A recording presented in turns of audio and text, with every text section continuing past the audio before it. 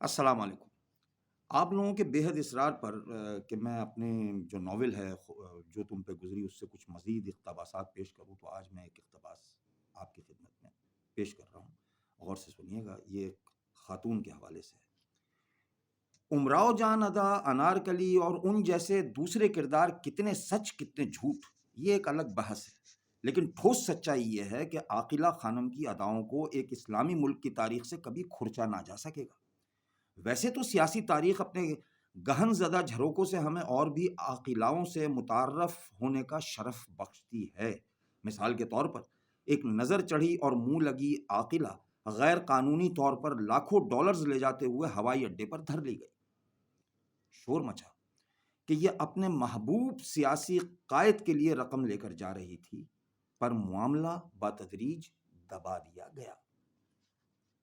ایک اور عاقلہ نہ جانے کیسے کسی سامری چھومنتر یا راسپوتینی سحر یا ہاروتی ماروتی جادو کے ذریعے چھو چھا کرتی فارن آفس کے درجنوں گارڈ سیکریٹریز اور ڈپٹی سیکریٹریز کو بت بناتی دھڑ سے وزیر خارجہ کی کرسی پر جا بیٹھی۔ شور مچا اور حسب روایت دبا دیا گیا۔ ایک اور عاقلہ جس کے سحر سے ایک مذہبی شخصیت بھی نہ بچ سکی تھی اور جو سیاسی ایوانوں کے بھید بھاؤ نہ صرف جانتی تھی بلکہ ان سے پردہ اٹھانا چاہتی تھی، اپنے بڑ بولے پن کی وجہ سے پراسرار موت کے بلیک ہول میں دھکیل دی گئی۔ شور اٹھا اور پھر حسب روایت دبا دیا گیا۔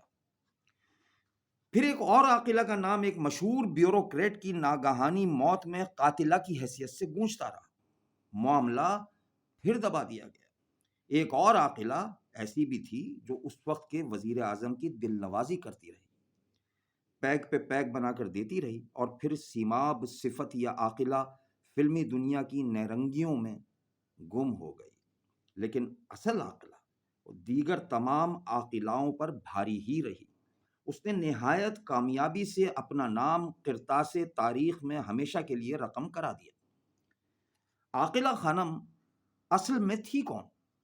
ایک غریب سرکاری اہلکار کی باپردہ بیوی، غربت کی دلدل سے نکلنے کے لیے جب اس نے نقاب الٹا تو پھر کبھی چہرے پر دوبارہ نہیں ڈالا۔ شوہر سے طلاق کے بعد اس نے ایک ہی نعرہ لگایا، مرد کی جوتی اسی کے سر، اور وہ اس پر آخر تک قائم رہی۔ وہ نام کی ہی نہیں، ذہنی طور پر بھی عاقلہ تھی۔ اس نے ایک دلدل سے نکل کر دوسری میں قدم رکھا، مگر کسی بھی گام کو ارزاں فروخت نہیں کیا۔ وہ بازار حسن کا حصہ نہیں بنی، بلکہ اپنی منڈی خود ہی سجائی، اور شراب و کباب اور نت نئے جسموں کے رسیا مردوں کے کاندھوں پر سوار ہو کر انہی کی جوتیاں انہی کے سر پر مارتی ہوئی ایک بڑے جوتے میں کود گئی۔ ایسا با اختیار اور طاقتور جوتا کہ جس کی چمک اور روغن آنکھوں کو خیرہ اور دل کو خوفزدہ کر ڈالے۔ جوتے کے تسموں کو اس نے لگام کی طرح استعمال کیا۔ بااثر افراد عالم مدہوشی میں حساس نوعیت کے راز تشت از بام کرتے رہے، وہ ان سے کھیلتی رہی، اور مرد غلط فہمی میں اس کی زلفوں سے کھیلتے رہے۔ اجازت چاہتا ہوں۔